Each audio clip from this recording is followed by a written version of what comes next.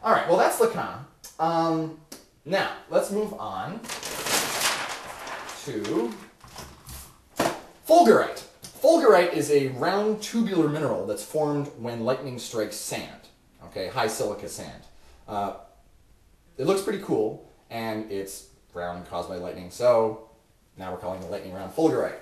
Now, we're going to talk now about, okay, supervolcanoes. Like a volcano, only more so, basically. The main idea with a supervolcano is that it's going to... Alright, so when you're rating volcanoes, the way you rate a volcano is by how much stuff does it spew out, okay? You've got your like Hawaiian-style ones where like a little bit of lava oozes out, blup, blup. It's not very exciting. Then you've got ones that are more like Mount St. Helens, where there's a big explosion, like a whole bunch of pressure is released, and then that's that. The biggest form are what are known as the Plinian type of volcano. That's named after, of course, Pliny the Elder, who died on the slopes of Vesuvius. And it really should be Vesuvian, but Pliny wrote it, so we name it after him. And the whole idea with the Plinian volcano is that it's a tremendous amount of stuff that gouts up into the upper atmosphere, okay? To get to the supervolcano stage, you need somewhere around 1,000 cubic kilometers worth of material being ejected, okay? And that's enough to have significant impact on the whole global ecosystem. It, can create a volcanic winter. It can really mess up everybody's game. The last one they think happened was in Indonesia a long time ago. They can still see where there's all these there's 3 calderas and 4 cones that are all clustered in one place. It's pretty crazy, okay? Let's see. Tomatoes in the cold. You're not supposed to put tomatoes in the fridge.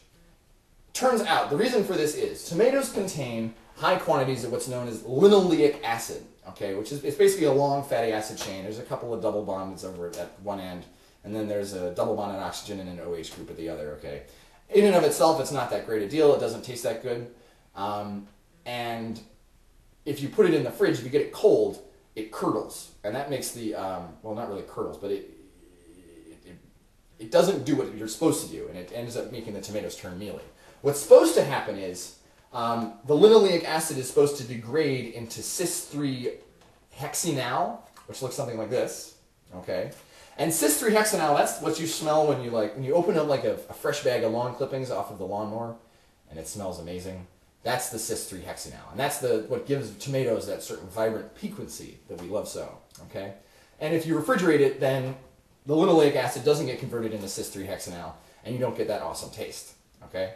So if you have tomatoes in the fridge, take them out, all right? They won't last as long, but they'll taste better. Now, what's for lunch? I had a ham and bacon and provolone sandwich. I don't know what you had. It was pretty good, I guess. I gave blood today, so I had to build up those reserves I had. Now, lastly, somebody asked me, how do you make a grilled cheese sandwich? Okay, grilled cheese sandwiches, one of those things that's really easy, but everybody screws up. I only know about 4 people who can make correct grilled cheese sandwiches. I usually, whenever somebody makes one for me, I have to reteach them because I'm that much of a dick that I'm going to correct the person making me food. Anyway, so you got your griddle surface, and then you want to construct in this order. You put down a pat of butter, a slice of white bread, okay? Then you're going to get some American cheese, the Kraft singles, you want about 2 of those, okay? Then another slice of bread, and then another pat of butter.